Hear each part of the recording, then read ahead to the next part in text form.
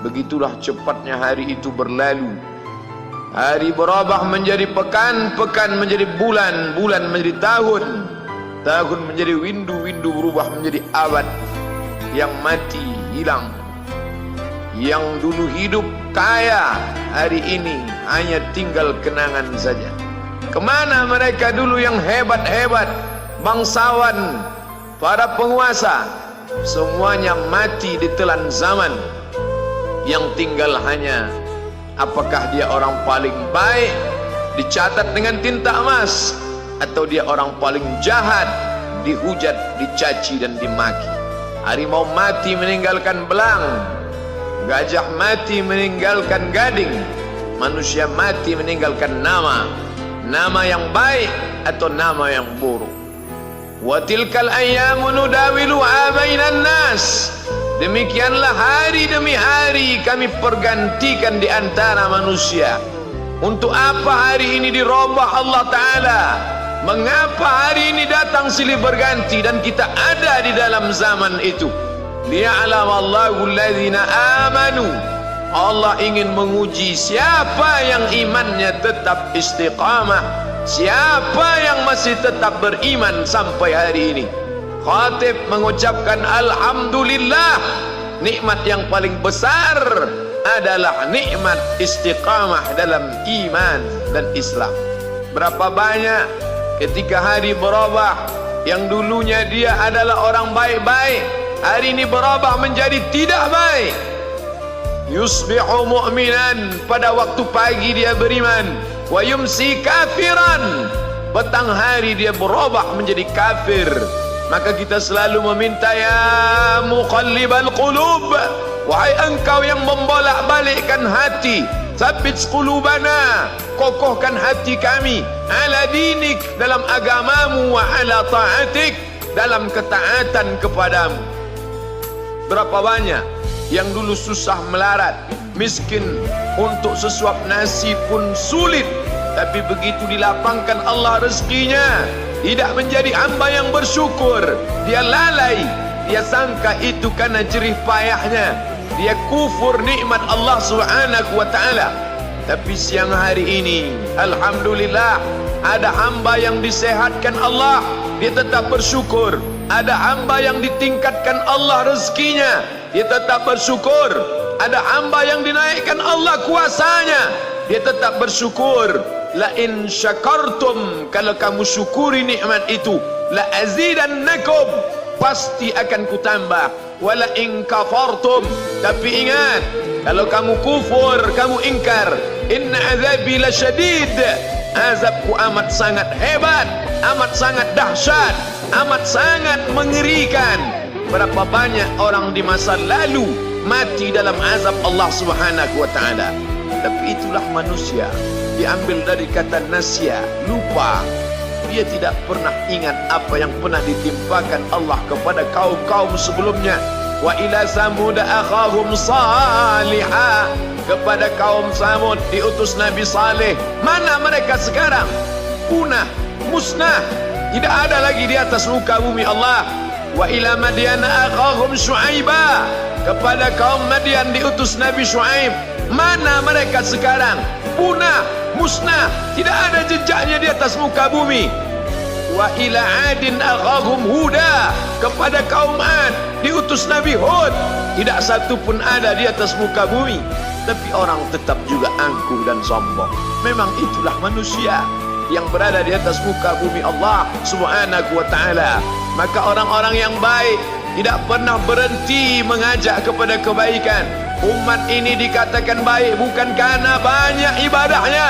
Umat ini dikatakan baik bukan karena dia pergi bolak-balik ke kota Makkah Al-Mukarramah untuk haji dan umrah.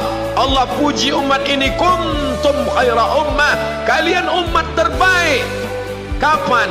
Bila umat ini disebut umat terbaik?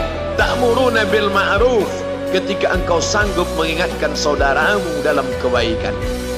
Pagi ingatkan tentang siang, siang ingatkan tentang petang, petang ingatkan tentang malam, malam ingatkan bahwa esok pagi kita tetap berbuat baik. Wa tanhauna 'anil munkar, larang mereka dari perbuatan mungkar. Maka hari-hari yang sudah kita lewati di masa yang lalu, sanggupkah akan pulang kembali? Pepatah Arab mengatakan lan tarji'al ayyamul lati madat, yang lalu tak dapat terulang kembali. Apakah semua itu berlalu begitu saja? Tidak ada yang percuma, tidak ada yang gratis, tidak ada yang sia-sia. Semua akan diminta pertanggungjawaban di hadapan Allah Subhanahu wa ta'ala.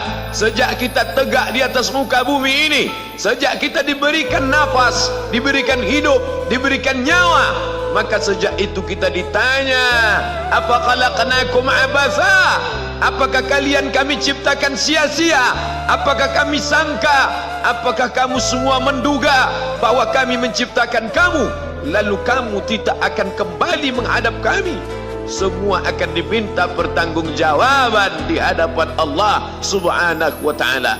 Tidak ada kata yang dapat terucap dari lidah orang beriman selain ucapan astaghfirullahaladzim. Ampunkan segala dosaku di masa yang lalu. Aku lalai dan lupa ya Allah. Kami termasuk orang-orang yang menghilangkan usia kami ya Allah. Kami tak tahu ke mana umur kami selama ini. Berapa jam untuk perbuatan dosa, berapa untuk perbuatan maksiat. Padahal ketika tiba masanya, kami semua akan menghadapmu, dan pada saat itu semua akan dihitung menit demi detik. Detik semuanya tak ada yang dapat dari luput panggilan Allah Subhanahu wa ta'ala. Tidak ada yang lepas daripada pengawasan. Inna alaikum lahafizin, bersama kamu ada malaikat hafazah kiraman mulia katibin, mencatat. Ya'lamuna ma taf'alun, dia tahu semua yang kamu lakukan. Betapa waktu-waktu yang lalu itu tak dapat kita tebus dengan apapun selain kita perbaiki di masa yang akan datang. Tingkatkan kualitas salat berjamaah, tingkatkan membaca Al-Quran. Andai usia kita sudah lanjut, tak dapat kita jemput, maka kita didik anak cucu generasi akan datang menjadi generasi yang Qurani dan Islami. Sab'atun yudhilluhumullah, ada 7 di antara yang dapat naungan Allah. Yauma la dhilla illa dhilluh, hari itu tidak ada naungan kecuali naungan Allah Subhanahu wa ta'ala. Di antara yang mendapat naungan itu adalah syabun, anak muda, nasya'at fi ibadatillah, anak muda yang tumbuh beribadah kepada Allah Subhanahu wa ta'ala. Andai masa muda kita penuh dosa, andai masa muda kita penuh narkoba, andai masa muda kita penuh zina, wal iyadzubillah wa na'udzubillah, jangan sangka Allah tutup pintu taubat. Innallaha la yaghfiru ayyushraka bihi, Allah tak terima taubat orang yang mempersekutukannya. Wa yaghfiru ma duna dzalika liman yasha, tapi taubat selain itu diterima, dibukakan Allah Ta'ala. Mari perbaiki anak menantu, cucu, kawan, sahabat, andai talat, ajak ke jalan Allah Subhanahu wa ta'ala. Itulah salah satu memperbaiki yang masa lalu, kita perbaiki di masa yang akan datang. Di antara tujuan Allah mengapa dia buat kita masih hidup di akhir tahun ini, liya'lamallahu allazina amanu, Allah menguji siapa yang masih tetap dalam istiqamah iman dan Islam.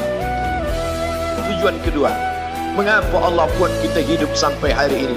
Wa yattakhidha minkum syuhada, wa yattakhidha minkum syuhada, Allah ingin melihat siapa di antara kita ini yang layak untuk menjadi syuhada. Iskariman, hidup mulia, au mutsyahidan, atau mati syahid. Pilihan orang Islam tidak banyak. Kalau hidup, hidup mulia. Kalau mati, mati syahid. Jangan hidup hina, mati terlunta-lunta, tidak diterima Allah Subhanahu wa ta'ala. Hidup mulia atau mati syahid dipersaksikan oleh para malaikat. Man kharaja fi talabil ilmi, siapa yang keluar rumah dengan niat menuntut ilmu, fahuwa fi sabilillah, maka dia seperti orang yang berjihad fi sabilillah, yang jauh meninggalkan kampung halaman, menuntut ilmu di perantauan. Jangan kau sangka kau anak yang terbuang, engkau adalah seorang syahid. Andai mati dalam perjalanan, maka matimu adalah seorang yang mati syahid. Mencari rezeki yang halal, meninggalkan anak dan istri, demi untuk memberikan nafkah, menjaga diri dari riba, menjaga diri dari haram, menjaga diri dari syubhat. Ditinggalkan anak yang masih kecil, istri yang memerlukan kasih sayang. Kutinggalkan kalian bukan karena hawa nafsu, tapi ingin mencari yang halal. Tetesan air mata, penuh keringat dan kerinduan, munajat di tengah malam, dibayar Allah Ta'ala dengan tetesan darah seorang syahid. Man mata duna malihi, siapa yang mati membela kehormatan hartanya, fahuwa syahid, maka dia mati syahid. Betapa seorang yang susah melarat hanya untuk menjaga diri dari yang haram dan syubhat, Allah muliakan dia. Inna akramakum indallah, yang paling mulia di antara kamu di sisi Allah, atqakum, yang paling takut kepada Allah. Ramai kita di rumah Allah ini, yang paling kaya kah yang paling mulia? Tidak. Yang paling ganteng dan paling hebat kuasanya kah yang paling mulia? Bukan. Yang paling berilmu, buya, kiai, ulama, apakah dia yang paling mulia? Tidak ada jaminan. Tapi yang paling takut kepada Allah Subhanahu wa ta'ala, takut terjerumus dalam riba, takut terjerumus dalam syubhat, takut makan haram, sehingga dia biarkan dirinya dalam kesusahan, susah dalam pandangan manusia, melarat dalam pandangan orang kaya, tapi hidup mulia dalam pandangan Allah, para malaikat, nabi dan rasul. Hari ini orang itu dikatakan bodoh, hari ini dia dikatakan goblok, hari ini dia dikatakan kamu tolol sekali. Mengapa tidak kamu pakai kekuasaanmu? Mengapa tidak kamu pakai kesempatan? Hidup hanya sekali, pakailah sesuka hati. Tapi dia takut kepada Allah Subhanahu wa ta'ala. Pagi dan petang dia katakan, Allahumma ajirna minan nar, Allahumma ajirna minan nar, Allahumma ajirna minan nar. Selamatkan kami, aku, istriku, anakku, keluargaku dari api neraka ya Allah.